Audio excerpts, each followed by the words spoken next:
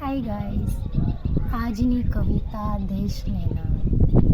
દેશના એવા જવાનોને નામ કે જે સરહદ પર એટલા ટેમ્પરેચરમાં રહીને પોતાના બચ્ચા અને પરિવારને ઘરે મૂકીને આપણા દેશની રક્ષા કરે છે. એના માટે મેં કંઈક આવું લખ્યું છે કે એ લોકો શું ફીલ કરતા હશે, તો એના માટે મેં કંઈક લખ્યું છે. બરાબર, તો સાંભળજો.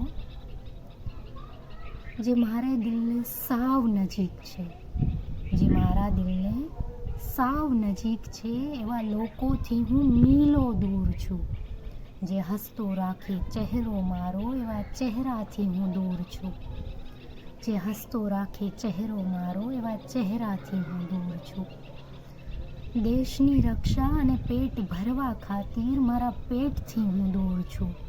તહેવાર અને રજાને હવે લાંબો સંબંધ નથી. હું જ્યારે ઘરે જાઉં છું, તહેવાર ત્યારે જ કરું છું. ડ્યુટીમાંથી વચ્ચે 5 મિનિટ કાઢી હું એને યાદ કરું છું. જે દૂર છે એને જ કેટલું નજીક ફીલ કરું છું. માત્ર 25 દિવસની રજામાં હું પરિવાર, પ્રેમ અને મારા મિત્રોને સમય આપું છું. તમે વિચાર તો કરો, માત્ર 25 દિવસમાં જ હું આખા વર્ષના તહેવાર કરું છું. રક્ષાબંધન પહેલાં જ રાખડી બંધાવી લઉં છું.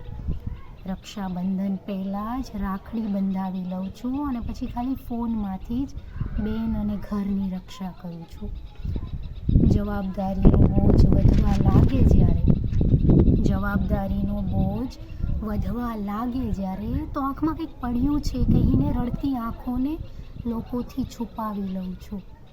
જવાબદારીનો બોજ વધવા લાગે જ્યારે તો આંખમાં કંઈક પડ્યું છે કહીને રડતી આંખોને લોકોથી છુપાવી લઉં છું.